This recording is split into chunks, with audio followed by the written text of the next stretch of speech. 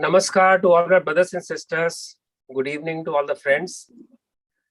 Today we are going to talk about Kerala in my series on No Bharat. As you know, I have done many states, many regions.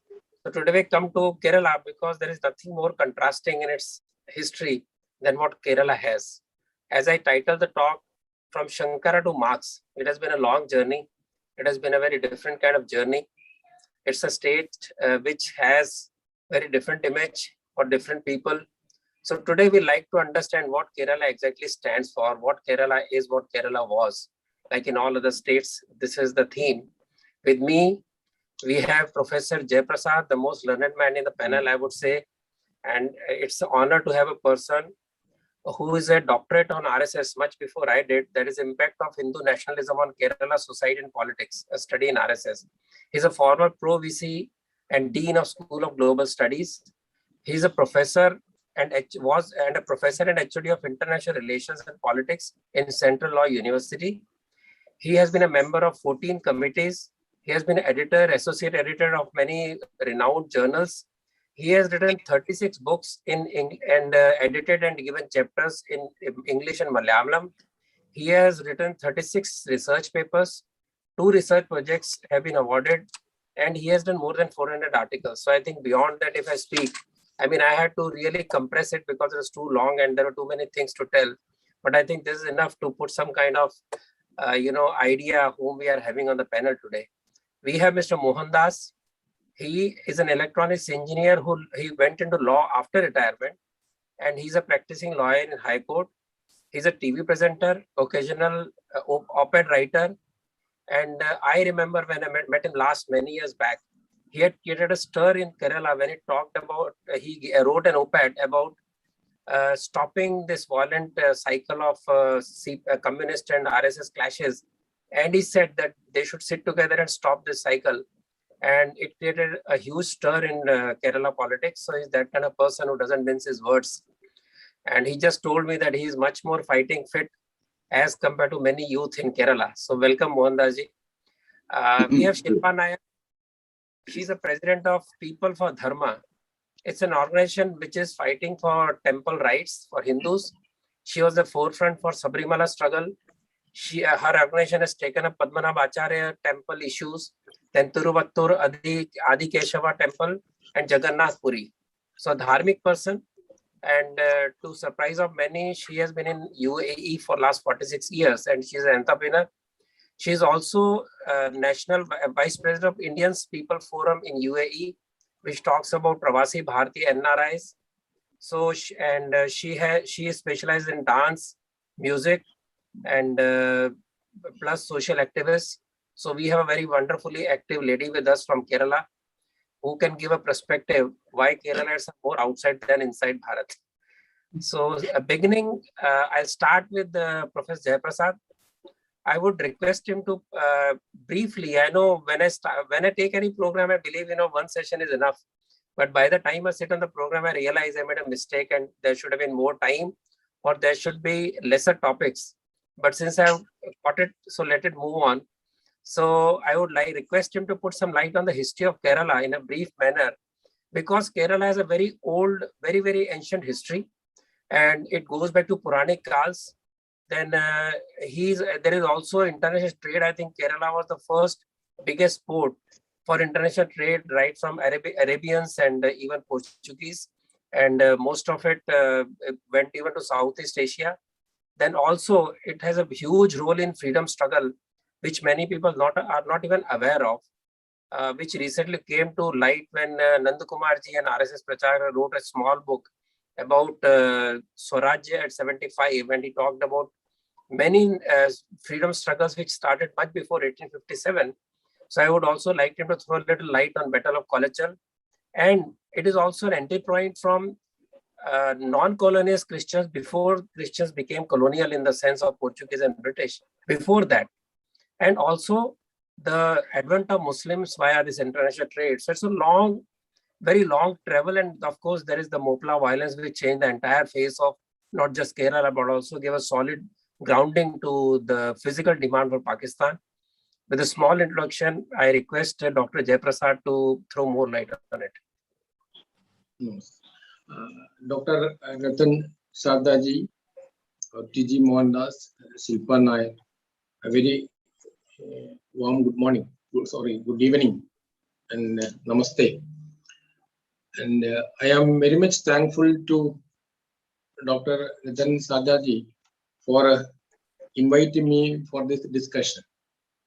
And to a student, I am being the current All India President of Indian Political Science Association. I am a fan of political science also. Being a student of political science, Kerala is unique in many respects. And its politics, its economy, its demography, its anti-Indian or anti-national politics, everything, Kerala is unique. To many experts like Victor M. Fick, he wrote a book after the communist government came into power in Kerala in 1957. That he titled the book as The Yannan of India, because in Mao Zedong revolution started in southern province of China, Yannan. So that he considered it as a citadel of communism. And Kerala today is the headquarters of Islamic politics in the country. And also the Christianity plays a major role in Kerala social and economic and political life. And the only state where the Hindutva politics has no representation in the legislative assembly except the Sikkim. In all the other states and the union territories, BJP is represented here. No such a representation. And its economy is determined by neither the primary sector nor the secondary sector, by only remittance. Our Shilpaji can say more about that. And also, still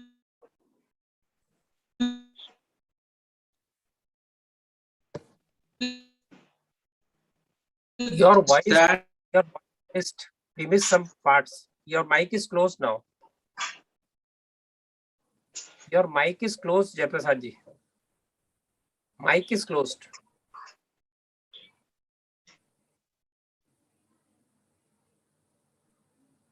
I think he has some internet availability problem. Yeah, now please. Any? Yes, that's okay. Okay. Now, this is the only state where the Stalin and the Mao, even today, are respected, and Saddam Hussein as well as Gaddafi, and they were considered as heroes even today. And this is the state where the 60% of the alcoholic consumption of the country, India. India, the Kerala has 2.75% of the total population. And as I mentioned earlier, that it is the citadel of all the anti-national forces and philosophies in the country. In that background, I'm not going much to the history, but just to touch some of the points, and so that we can easily enter into the modern politics, not only politics and social and economic life of the state. And Kerala is a beautiful small state in the western coast, having 3.3 crore population, and also it is a small state, only 38.8 thousand square kilometers of land. And fortunately, our left government have added an adjective that the hot zone country. It's a hot zone country. That's another name. And it is, as I told you in the initial sense, its demographic structure is very different. For that, we should go to the history, the land of Adi Shankara, and 1000 later, Sri Narayan Guru and many social reformers tried hard to change the society, where it has been termed as lunatic asylum by Swami Vivekananda. And such a huge social reformation process taken place in the country, in the state, in 19th and 20th centuries. And but unfortunately, that Renaissance was hijacked by the leftist people later, and it is yet to fulfill the dreams. And before the Common Era, the route of ancient Indian Ocean trade was Kerala, especially the port of Calicut played such a major role. For example, the Chinese, the Arabs, Portuguese, Dutch, the English, and the French, all the colonial powers and West Asian countries, and also China.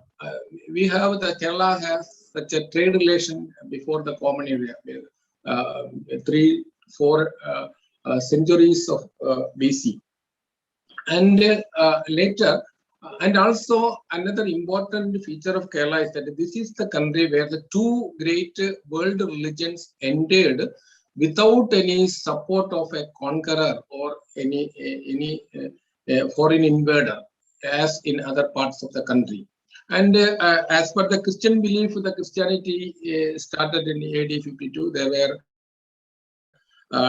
criticism on that, but anyway, the Christianity was there from the very beginning, and they have developed a peculiar Malankara or Kerala model or Indian model of Christianity for a long period when Portuguese entered into the state, and they changed the structure of the Christianity into Kerala, and they were later became the Roman Catholics, a large number of people, and their natural national entity to an extent lost that Christianity. Later, a large number of people were converted, especially in southern part of Kerala, starting from Cochin to at that time Kanyakumari, the current Kanyakumari district, and a large portion of Tirunelveli district of Tamil Nadu were part of the Travancore state and Venadu Peninsular state.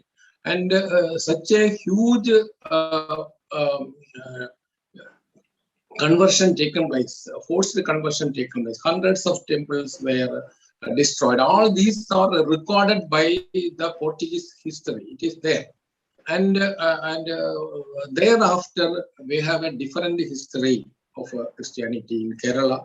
And there are during the 19th century, 1830 onwards, then up to 1900, around the population of Kerala, you look that there were 12% of Christian population was there. They were increased to 34% by 1921 census. That kind of conversion, forced conversion, and all kind of initiatives under the missionaries taken place. Such in that sense, Christianity became a popular religion in southern part of the present country. At the same time, in the northern part, from the very beginning of the 8th century onwards, Islam was there, and our rulers of Kollachel, especially the Samudri, helped them and to construct a mosque and the prayer halls everywhere. And that religion also have a typical Kerala pattern of existence for a long period, which was also destroyed by the But I think, Dr. Saab, you should also point out that the second oldest mosque in the world is built in Kerala. Right? Yes, right. It is in Kodungalur. It is there even today. It is there, and they call Chairman in the name of Chairman King. And the Islam also flourished in the northern part of Kerala in a peaceful manner with the support of the local rulers. But that kind of communal unity was destroyed by the Mysore Sultans, Hyder Ali and Tipu Sultan. They ruled the entire northern Kerala, the current 5-6 districts of the state from 1767 to 1792. And they destroyed thousands of temples. Lakhs of people were forcefully converted, and some of the areas were around 90 to 100% people were converted, especially the Ernad Taluk. It comes under the Malappuram district today. Such a huge conversion taken place, forceful conversion taken place during their period. But fortunately, after the takeover of the British by the Malabar, that the Mysore Sultans rule came to an end.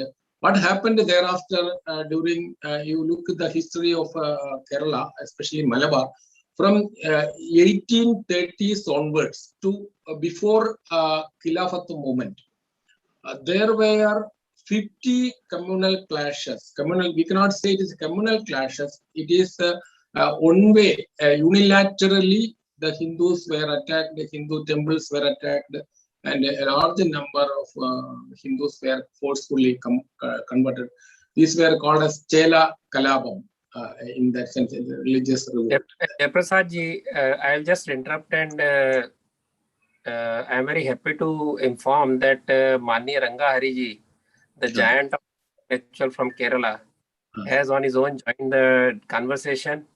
I hope we can give him some time. He's just trying to join in. So welcome Ranga. He joins. He has been my guru, my guide for nearly every my writing. It's a privilege to have him here to bless us. Jayaprasad ji, carry on. Okay. Okay, and then you can see a large number of clashes, and I will not say put in the communal clashes, because if a communal clashes, there should be two opposite groups. Here in Kerala, all the clashes up to 2019-21, there are the unilateral. There was no force to counter, but at the same time, thousands of people were killed or forced, and that kind of atrocities were happened in Kerala. Even before the Khilafat movement came, and thereafter 1921 saw such a great massacre of the Hindus, and also a huge conversion taken place. That is a known history and a written history, and it has been well written by Dr. Ambedkar, Annie Besant, and Sir C. Shankara Nair, and many, like the great poet of Kerala, Kumar Nashan, in his Duravasta. They have written very clearly, without any doubt, it is a massacre. According to Ambedkar, it was a massacre. It was not a Hindu-Muslim, right? He said it is a Bartholomea. Bartholomea means the butchering of thousands of Calvinists in Protestant groups in France in 1572 on Bartholomew Day. And he compared it with that Bartholomew. And that kind of atrocities have taken place in Malabar.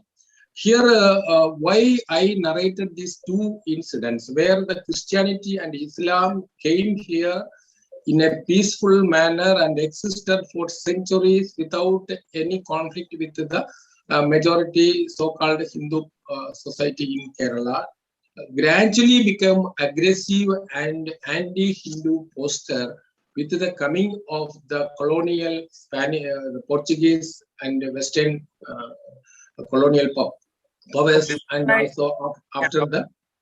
Jayaprasad ji, before I move on to Mohandas ji, would you like to throw some light on Narayan Guru's work in Kerala during the Bhakti movement all over India? We had Narayan Guru here, who actually tried to create an equitable society beyond casteism, for which Vivekananda had actually criticized Kerala in a very strong words. So just a little of Narayan Guru before I go to Mohandas ji. Mohandas ji, so I said, no, you can throw some light on Narayan Guru's role in social. That I am coming, and in this background, you see from 16th century onwards, from 1498, Vasco da Gama landed in Calicut. Thereafter, some in our official Kerala tourism book, it says that 1503. Thereafter, the Portuguese rule started there. They have influenced the society. And you can see that the entire Hindu society has been degenerated thereafter with the entry of the Western colonial masters, and also on the northern part from the entry of the Mysorean sultans. Highly divided society. A huge number of large majority of the people were downtrodden thereafter. And most of the historians wrote that that kind of caste rivalry and this kind of untouchability started with the coming of the Western colonial powers, 16th and 17th centuries, and during that period, and you can see that in the last quarter of the 19th century, Swami Vivekananda walked through this land, that is in 1892. And 1892 December, he entered into Kanyakumari. Before that, he traveled here. But he made his comments in 1897 after his return back from Europe and America. And in his Chennai speech, he stated that he identified this land as a madhouse of land of India. And because why he considered this as a lunatic asylum, because such a peculiar behavior followed by the Hindu population, especially the upper caste people, where if the downtrodden people were converted to Islam or Christianity, immediately he would be respected. Otherwise, they will ignore. And that kind of peculiar social structure helped the downtrodden society, a large number of people, to go to Christianity in southern part of Kerala, and the missionaries used that social atmosphere also. And that is why this land was called as a lunatic asylum. But during this period, suddenly within 2-3 decades, the state of Kerala has presented such an excellent social reformation process initiated by Sri Narayan Guru. Before that, Vaikunta Swami was there in the southern part of Travancore. Then Chattambi Swamigal, then Mahatma Iyengar, many stalwarts simultaneously, they have initiated a revolutionary change in Kerala. As a result, in 1938, the temple entry proclamation was declared by the Travancore Raja. And the one major point to be discussed here, along with the contribution of the Sri Narayana Guru, that you can see in Maharashtra or Tamil Nadu, wherever the social renaissance happened, there was a wide divide between the upper caste and the lower caste. So anti-Brahmanism became a hallmark of the Renaissance movement in Tamil Nadu and also even in Maharashtra. But in Kerala, there was no such divide in the Hindu community. Instead, all the sections, whether it is forward or backward, joined together, and as a result, the two greatest struggles, Satyagraha, more than 1 year extended Satyagraha, Vaikam Satyagraha, where almost all the national leaders, including Mahatma Gandhi, participated. And that kind of collective will worked mainly because of the Sri Narayana Guru. And without any upper caste or lower caste debate, all the people assembled, all the elite society of the Hindu population, and in Vaikam Satyagraha, Mahatma Gandhi not allowed the Christian leaders to participate because it is an internal matter of the Hindu community, according to Mahatma Gandhi. And that kind of revolution taken place in India, in Kerala. But unfortunately, as I told in the initially, that kind of social renaissance not worked after 1940 onwards. So, thank you so much, Dr. Saab, for your introductory remarks. We took nearly 25 minutes. Okay. We'll have to hurry up the other sections. So, Mohandas, I have 2-3 points. One is that how did this land of Shankara and the renaissance of Sri Narayan Guru, etc., ended up as a leftist land or as a land of, because from Marx, from Shankara it went to Marx, from Marx it went to Muhammad. So what exactly is going on in Kerala? And a little bit of Kollachel war. I would request you to keep your remarks short so we can have more questions. Pranam Rangahari ji. So Mohandas ji, over to you.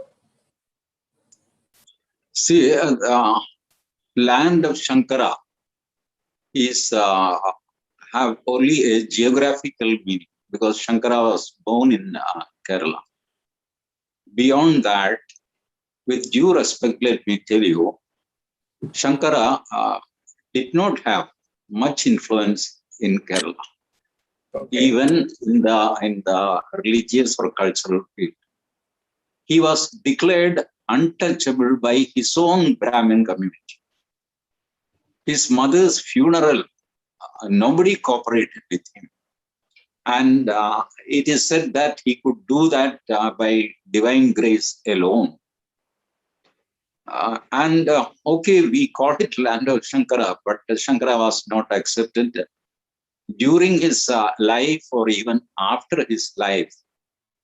And throughout India also, people agree to Shankara's Advaita philosophy in an academical, intellectual level, but practice Madhva's theory.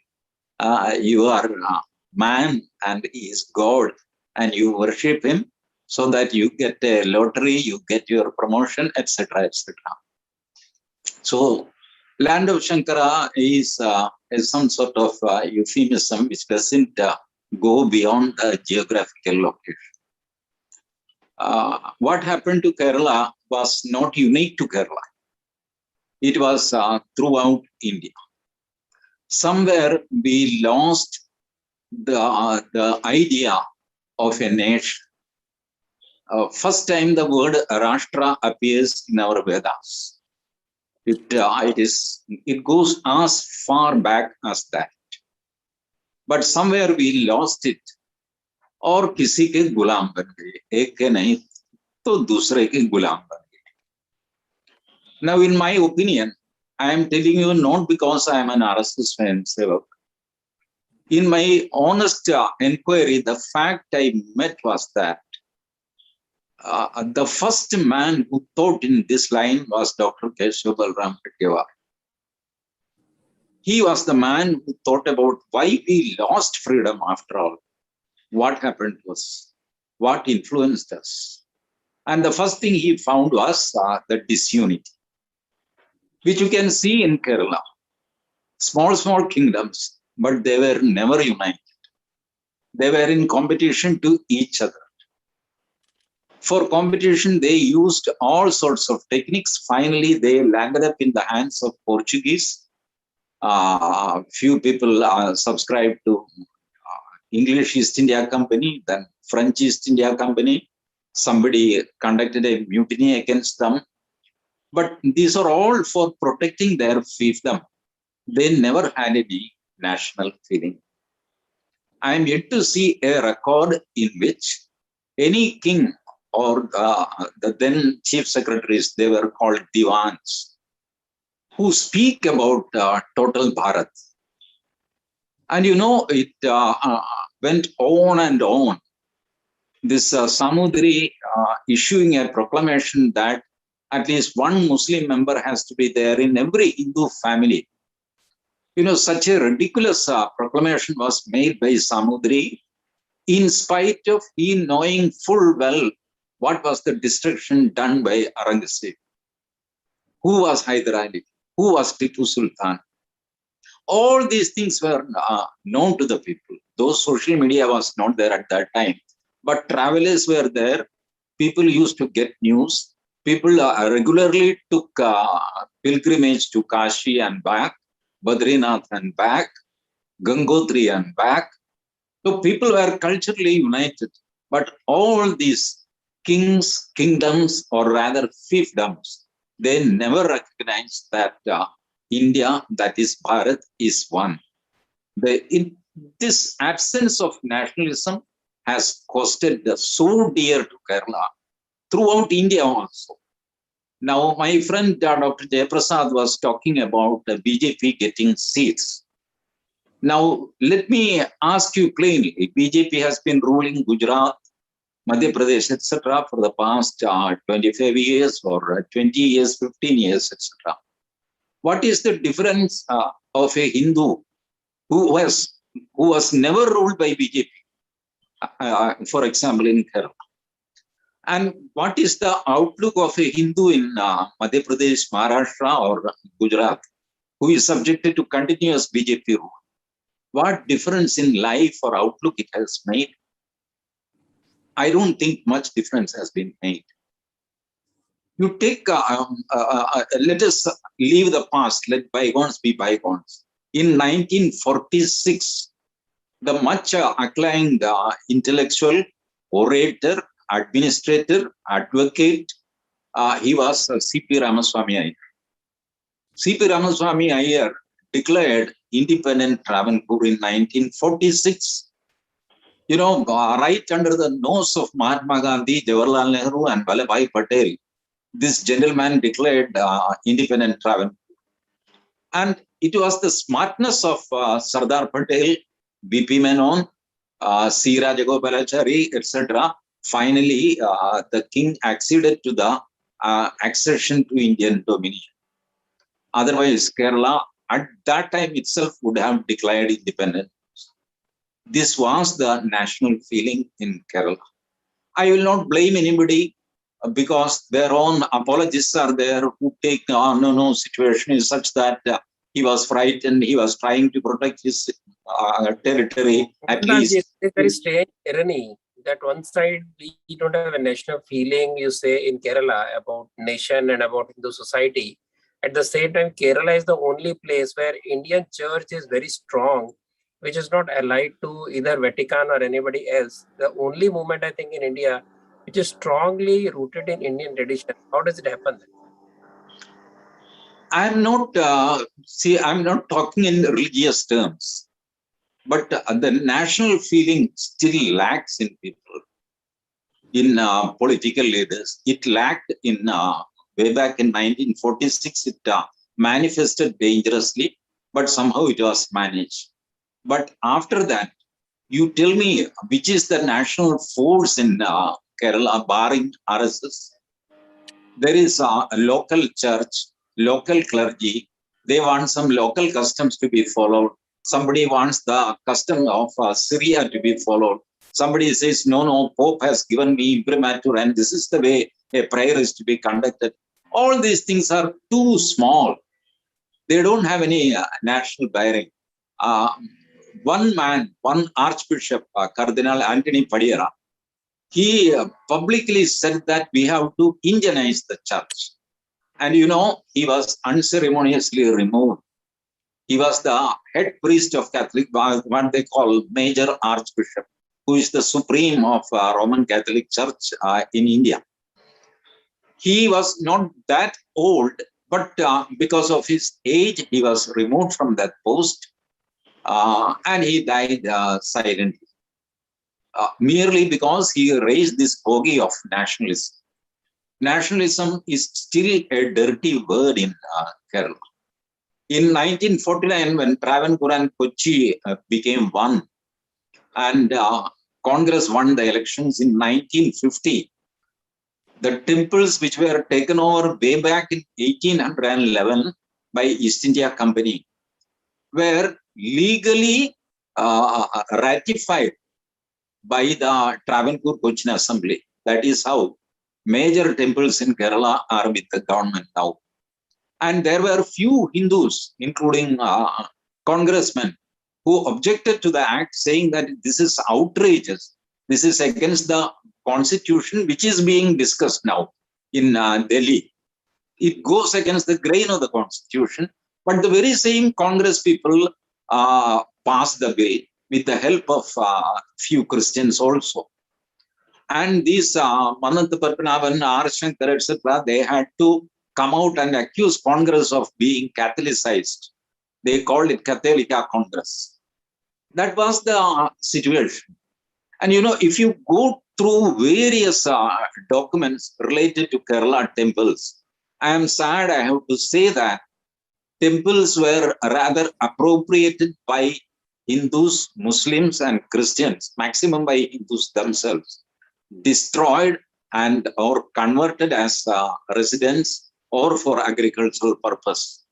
There are more number of temples destroyed by or appropriated by Hindus than what was demolished by Tipu Sultan. This is all a documented thing. Hindus were historically number one in scoring self-goals. And that is the self-goal was first addressed by Dr. G from Nagpur. And that is why at least some national feeling, if not majority, you take the case of education. What changes? Tell me one state which has removed this Aryan invasion theory from textbook. No one has removed that. So what are we talking about? The change is happening maybe, but I don't think politics is going to change. It is the cultural activity, the social activity, which is going to change the society. Historically, only social and cultural activists has changed the society, not the politicians. Kya karenge wo? वो बंदी है. They have their own vote banks, so they have to go by that. That is what has happened in Kerala, and it is not unique. It has happened elsewhere also. Thank you. I think that was very pessimistic but very strong words for Kerala, and I expected Mohandas to be as strong as it comes. I'll move on to Shilpa ji now, waiting patiently. Since you talked about, Mohandas ji talked about, why things in Kerala are not improving, I find that there are more Keralites outside Kerala than inside Kerala. You are one of those Keralites. And you've also worked in, although you are living in UAE, you also work for the temple reformation movement or temple control movement in a very strong way. I would also like to know whether the current political scenario and the society formation has changed the economic profile of Kerala, and why do more people end up in Middle East than in Kerala, and all the education that is given here, why it finally lands up outside Bharat. And then final words I'll give to Ranga Hariji. I hope he stays for that time. I want to give purely 5 minutes to him also. So Shilpa ji, please. Thank you very much, Ratanji.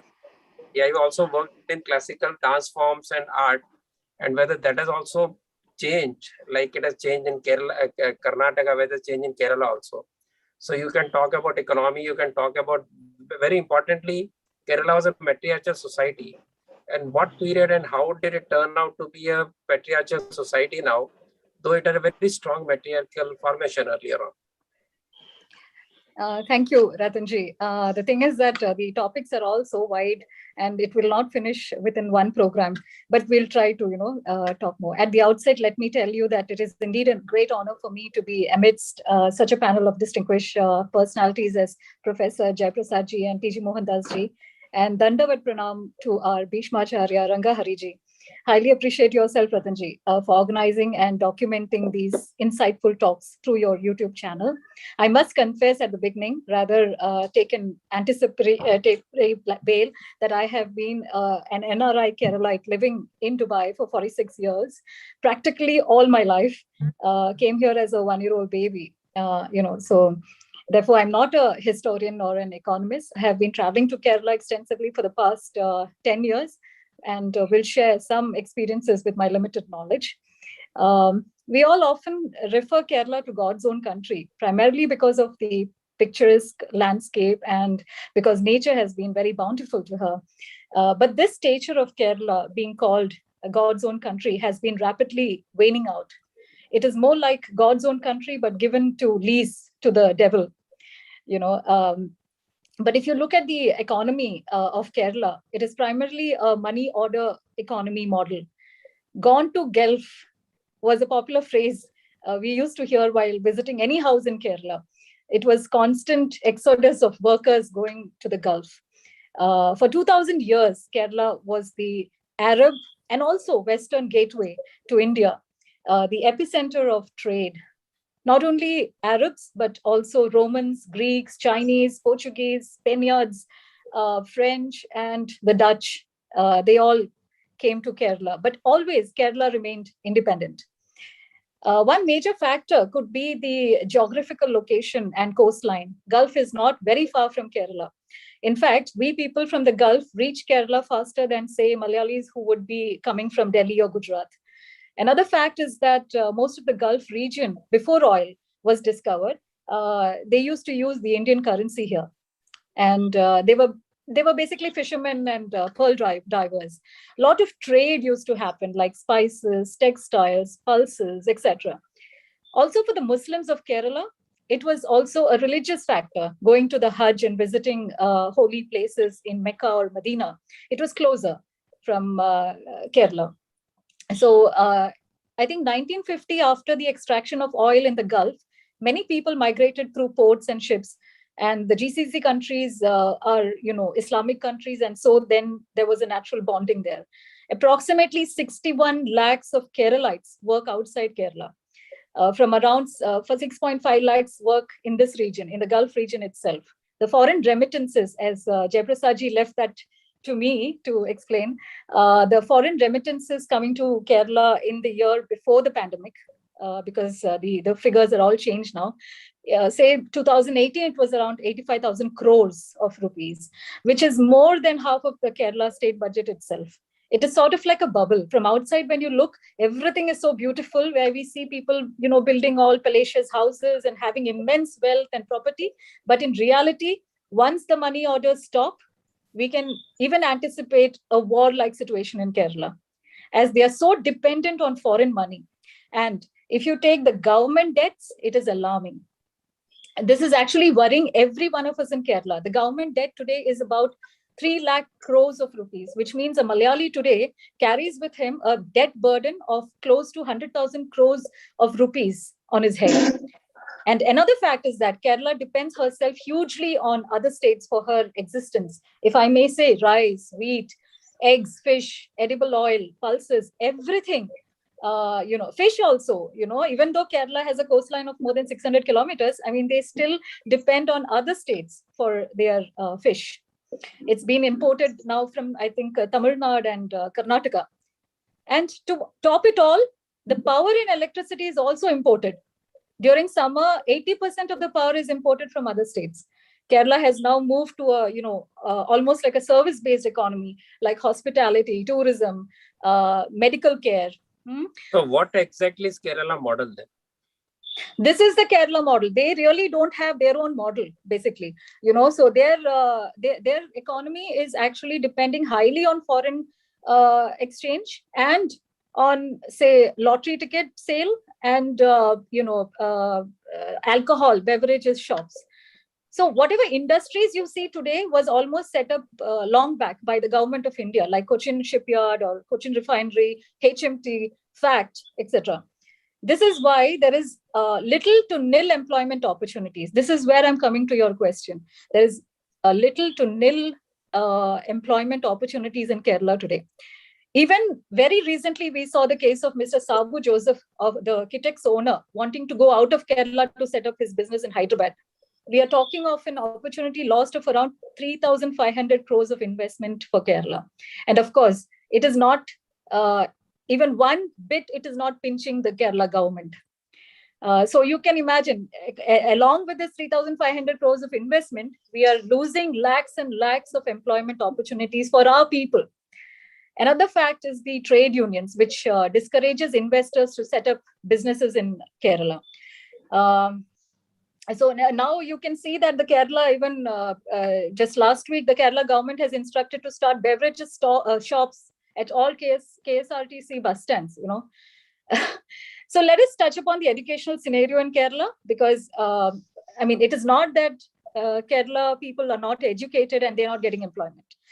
Other than these beautiful mountains and rivers that we have to offer, Kerala happens to be one of the most literate states, standing at 94% literacy. And therefore, it has the largest or highest media exposure in the country. When India got independence, the average literacy rate in the whole country was around 18%. But in Kerala, it was almost 50%. Kerala had developed a culture for education much before the rest of India and much before independence. There were, Pallikudam Ashanmar, that means the teachers in every village, we used to have them.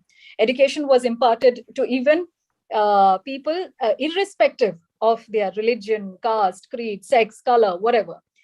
So this produced numerous scholars, like now T.G. Mohandas ji and Jayaprasad ji had said, Edutachan, and we had Puntanam and Melpatur Bhattatiri, so, and, even the schools were started much before, it was pre-independence, actually. The schools were started, even all girls schools were started, I think in the 1859 or something, it was started. So basically, it was, not lack of education. People are very much educated, but less employment opportunity, less industrialization, and versus more highly educated people. And at government jobs, we see a lot of nepotism also happening. That is, jobs are for your own family members or close friends of ministers and all that. So, and business-wise also, too much of red tapeism and labor union issues, etc. So who is going to come and invest in Kerala? To top it all, we have strikes, hartals, almost an everyday scene in Kerala. We from from Dubai and all, we come to Kerala, say we plan for a week's holiday, but at least 4 days will go in hartal. So we can't actually predict, And we even had a hartal, a bandh, when Saddam Hussein died. I don't think so. We had it even in Iraq, for that matter. Then we see nurses and health professionals are more in Kerala. Kerala produces one of the finest nurses in India. And we have n number of nursing colleges also, but employment opportunities are very few in number, and the salaries are not up to the mark. And of course, the currency difference, the person who is earning here in the Gulf and in India is huge. So probably these are the reasons why there was a lot of people moving to the Gulf. There's also a joke. There was an Arab who asked one Malayali that, I'm going through your TV channels. I see only one actor actually in all the serials, so why is that? So then the Malayali says that because the rest of all of them are in the Gulf. So anyway, now post-pandemic, the situations are all changed. The remittances have all fallen down. Almost 1.2 million workers have returned back to Kerala because of this COVID pandemic, and India's remittances from the UAE, it has gone to a recorded steep of maybe 17% down. And many Keralites in the Gulf have lost their jobs, and they're in dire situation at the moment. And the official numbers are yet to come, but this is the state of Kerala. It's a very sorrowful state of affairs. And we should discard all this, and we should have real industrial growth and good source of income for collecting revenue. People are... if Rangahariji is listening, may I request him to have 10 minutes of his time. Hariji, if you are listening, can we have last 10 minutes to you to understand, despite all this negativity and so much of downtrend we are talking about Kerala, what do you think is the future of Kerala with your huge experience of Kerala and also Bharat? Can you speak now, Hariji?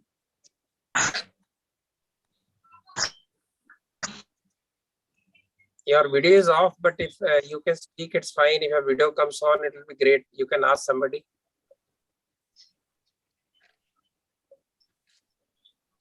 Hariyatanji, you can give us 10 minutes of your views on Kerala itself. You have much wider perspective, but today we are discussing Kerala. So Hariji, can you hear us, and we request you to take over your mic?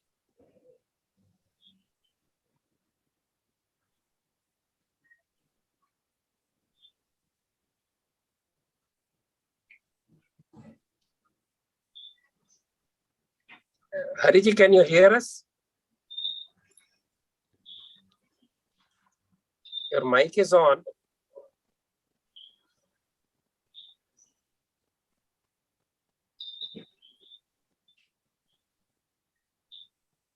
While it comes on, you can make continue on temples. I'll just touch upon temples till Hariji joins. I will give place to Hariji as soon as he joins. Yes. So actually, Ratanji, from your topic of Shankara to Marx, I personally feel Hindu temples in Kerala are the most affected in this transition. Legend has it that Lord Parashurama has created this Punya Bhumi called Kerala. In fact, legend also has it that most of the old temples were established by Lord Parashurama, according to the Kerala Mahatmyam. Temples adorned our land. They were literally doorways to divinity. If you see the Agama Shastra of Kerala temples, it's usually crafted in stone and wood. And the say Malabar temples were, I think, also used red sandstone. So most temples, now fall under the Devasam board. We have around 5 Devasam boards in Kerala. And what are these Devasam boards? Devasam boards are socio-religious trusts. So Devasam board, Devasam, literally it means Devante Sottu. That is the wealth or property of the Lord. But right now, the wealth and property of the Lord is being handled by the government and probably even eating up the wealth. The Cochin Devasam board has around 55,000 acres of land. Guruvayur Devasam board has around 13,500 acres of land. Kudal Manikyam has around 75,000 acres of land. Malabar has around 2 lakh acres of land. Travancore, there is no proper records. So these are the 5 Devasam boards, and together they manage nearly around roughly 3,000 temples. But often the word secularism is actually a sword hanging on the top of the Hindu's head. There is no secularism. It is only selective secularism where it is only one-sided, which is followed in Kerala. Hindu temples in Kerala are mere cash cows. The temples were all self-sufficient and independent at one point of time in Kerala. The person who set up a temple was called an Uralan or Yajimanan. And the trustees of the temple would be either the king or the wealthy Hindus around that area. And they would manage the expenses of the temples and take care of it. The common man used to not actually put charity or donation. That was not a system. Like Hundi system was not in our culture. The temples used to be the center point of our lives. And they did many activities, these temples. We had Veda Patashalas, universities attached to the temples. We had Uttaparas, where we saw that no hungry man goes by. Even this tradition was there in old families in Kerala, including mine, where before we close the main gate of the house, we would ask, Attara Pashnika Rindo, we would ask, is there a hungry man? So the Hindu life was flourishing, and the temples were the centerpiece of socio-economic Hindu life. The place where I come from, Tiruvalla Sri Vallabha Swami Temple, at one point of time had around 100 teachers and 1,000 students learning Vedas and Shastras and scriptures. But today, where does all this stand? It is all under the Devasam board. Now you see Tiruvalla Sri Vallabha Swami Temple is in the middle of the road. It's a very small place. There is no teaching. There is nothing going on there. So another problem with Devasam boards is that they use the temples as a place to give government jobs. So if a temple, for example, requires only 30 to 40 staff, they are actually overemploying people and putting maybe 100 staff, and this is the best way to give government jobs. But this is actually falling pressure on us, on our temples. So there is no Annaprashna done properly. Veda Patashalas are a thing of the past, and only 1 crore is paid for all these temples from the government. Can you imagine? Mind you, there are more than 1,000 plus temples only in Travancore Devasam board, under Devasam, Travancore Devasam board. So Hindu society is deprived of their rights, basically. For an area land of, say, 14,000 acres, minimum to minimum compensation should be around 25 to 30 crores. But we are just getting 1 crore. Has Hariji joined? No, he has some problem. He could not listen to what we were saying. He was trying hard. There is no help with him. So he could see us, but listen to us. So he said, I will not speak without hearing what you people said. So he will not speak. So last 2 minutes each to all of you with, what do you think then, if this is the condition from wonderful literate state with great talent and great geography and nature, where do you think Kerala goes from here? So 2 minutes to each, beginning with Mohandas ji, most critical, then to Jayaprasad ji, then to Shilpa back. Yes, Mohandas ji. See, I have faith in the coming generation. I am closely watching the new generation in Kerala, which is less interested in politics. They are much more interested in cultural activities, digging up past history, trying hard to learn from historical mistakes. And they have every energy to fight for the Hindu cause and national cause also. There are much more national Hindus now than religious Hindus. That is an ideal situation. And I think Kerala will radically change in the coming around 10 to 15 years. I don't know whether I'll be able to see that, but it is going to change. It may not reflect in politics, as I said so.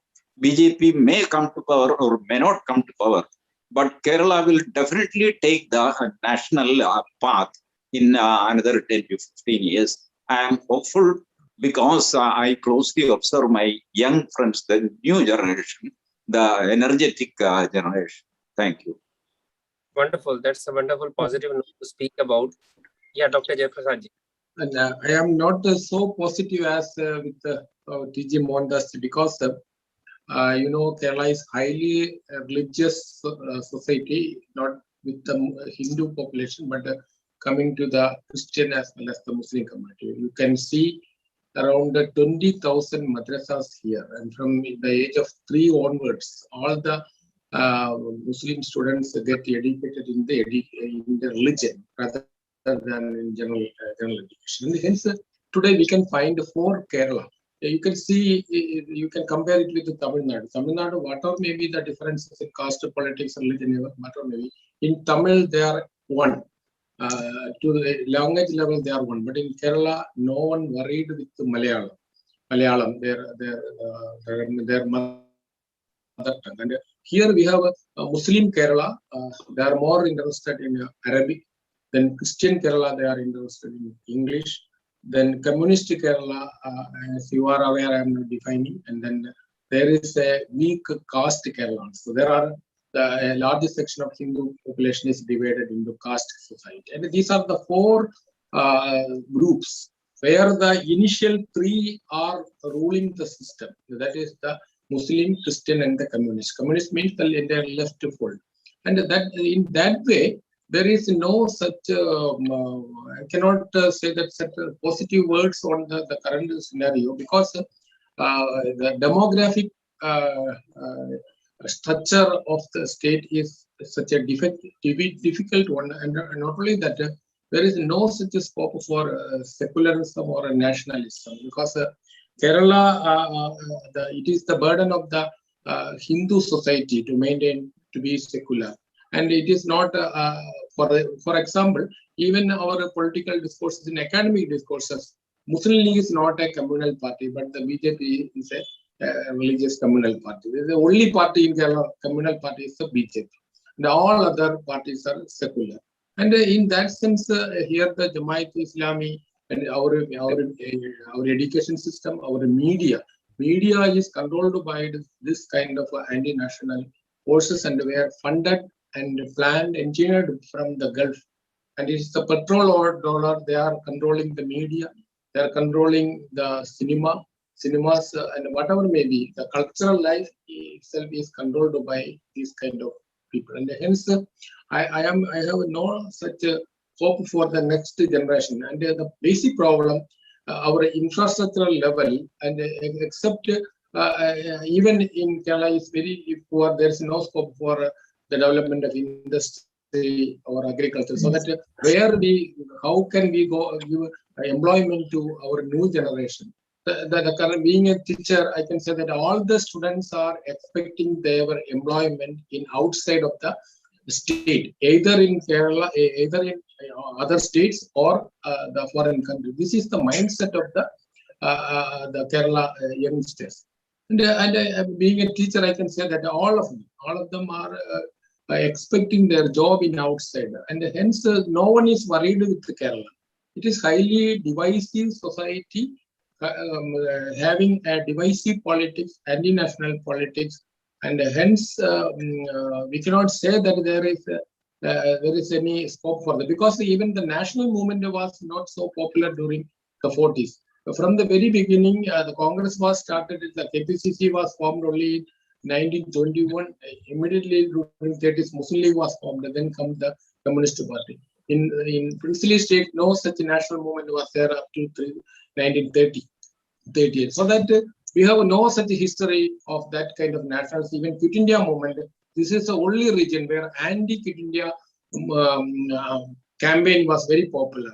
That is why during the partition period also, for Maplastan, the Communist Party supported the Maplastan. There are the people's the popular movements for Mahaprasthana, a separate Muslim state for India. And this is the only state in India where Muslim League, immediately after the partition, Muslim League is very powerful and they have 2 MPs in the parliament from the very beginning. Only recently they got one representation from Tamil Nadu with the support of the. That means the communists, the Muslim League, they are very powerful in the current political system, and hence we cannot say that the future is not good. Most critical point you pointed out, there are communists, there are Muslims, there are Christians, and there are castes.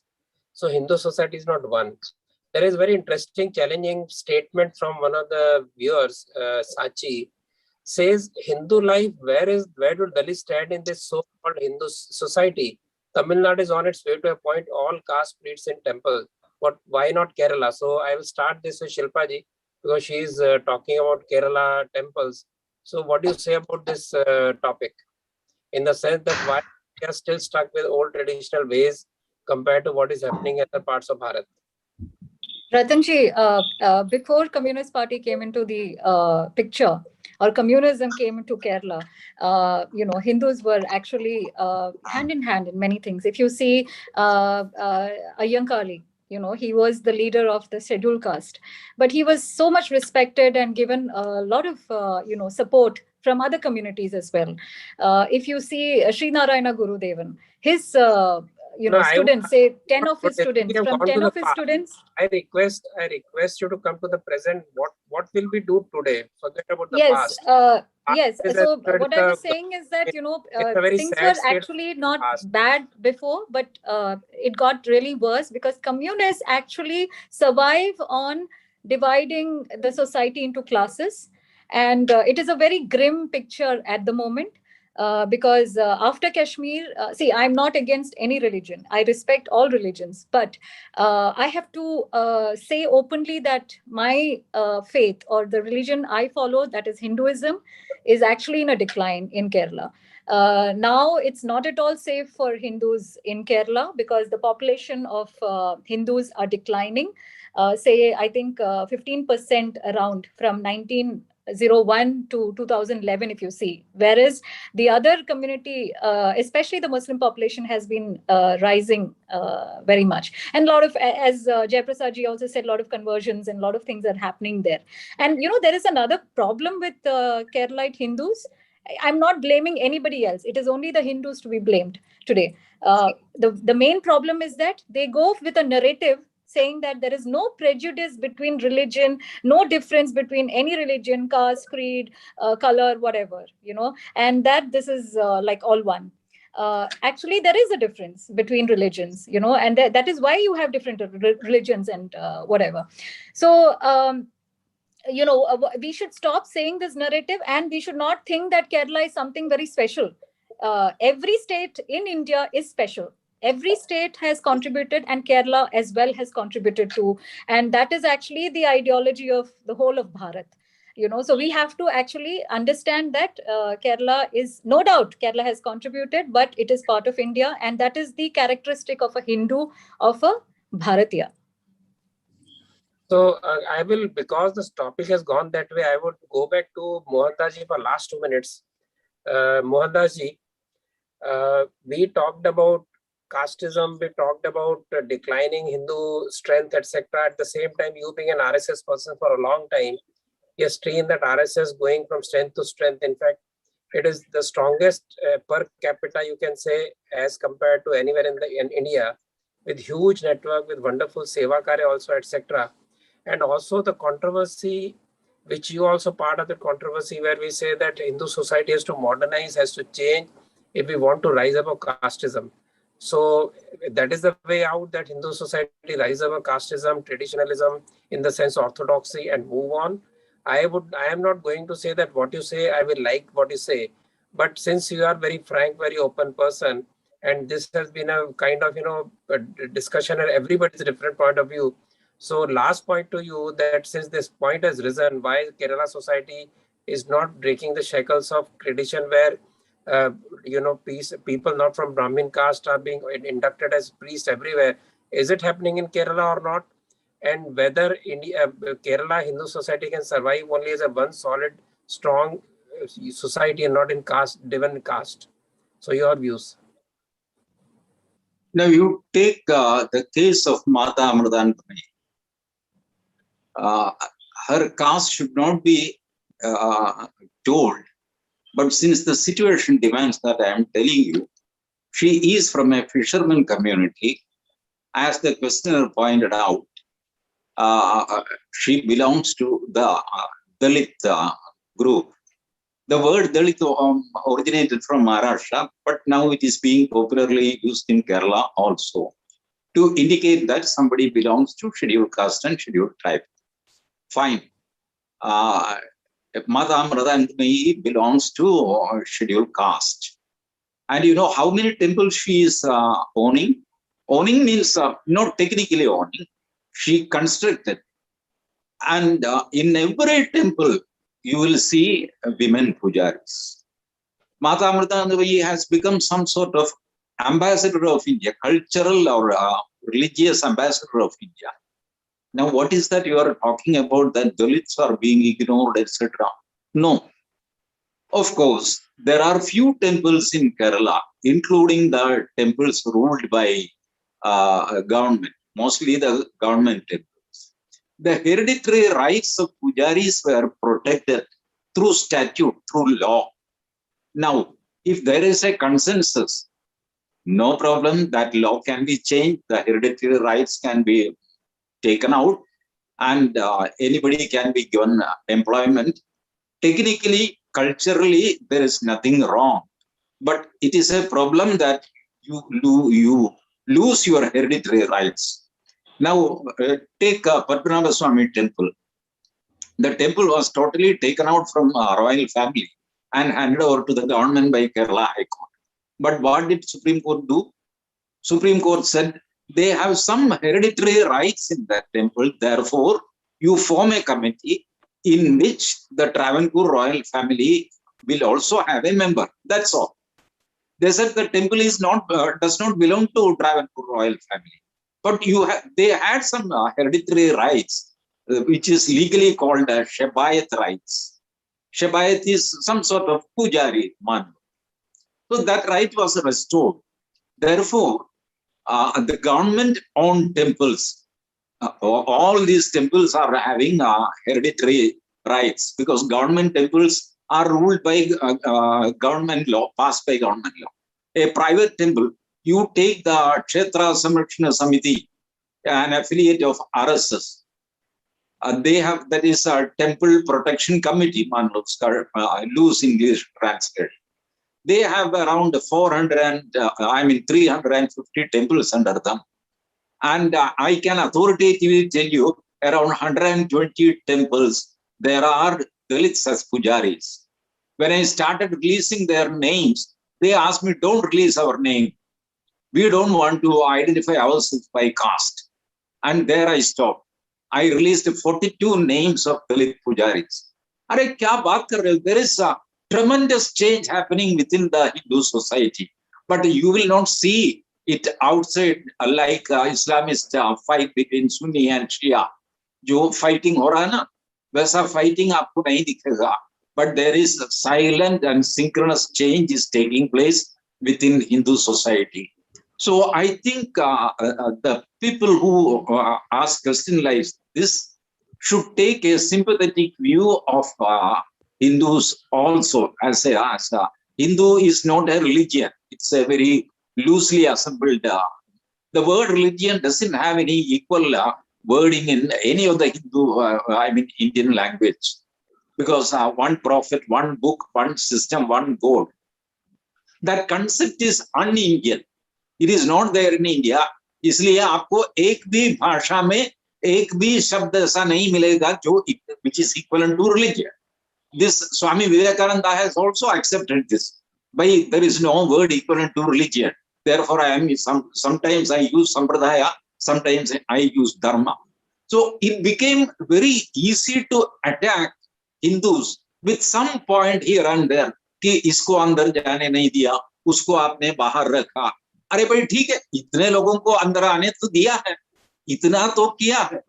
You must be thankful to Hindu society What reforms have taken place in Islam and Christianity? Islam is becoming harder and harder every day. In my childhood, I have never seen a single parda in Kerala. But in nowadays, I see 100% parda wearing women in Kerala. Whether somebody is questioning that, one religion is flexing its religious muscles, and the other religion is whatever little they are trying to renovate themselves, reform themselves, and you blame them further. Good people are blaming for not being too good, and bad people are out of fear. Nobody criticizes Islam and Christianity. Have some balance. See the changes happening in Hindu society, and the best example is Mata Mandakini. Thank you. And the funny thing is that, do you think that a Brahmin just being born, he's entitled to do pujas in the temple? No, he has to also study the scriptures. He has to study everything and then come. So you study and come, then you can do the pujas. So there is no difference there. Yeah. Yeah, I think on a very positive note, despite all the long debate discussion we had, I think we're ending on a very positive note that Hindu society is changing silently and changing for the better. And that can be the only redeeming feature we want to redeem Kerala again. On this positive note, I close my discussion. Thank you so much for all of you to be there. I'm sorry that Hariji could not connect properly. We missed a golden chance to hear his views. So we will take another chance with him. Thank you, everybody. Good night. Thank you. Thank you. Thank you.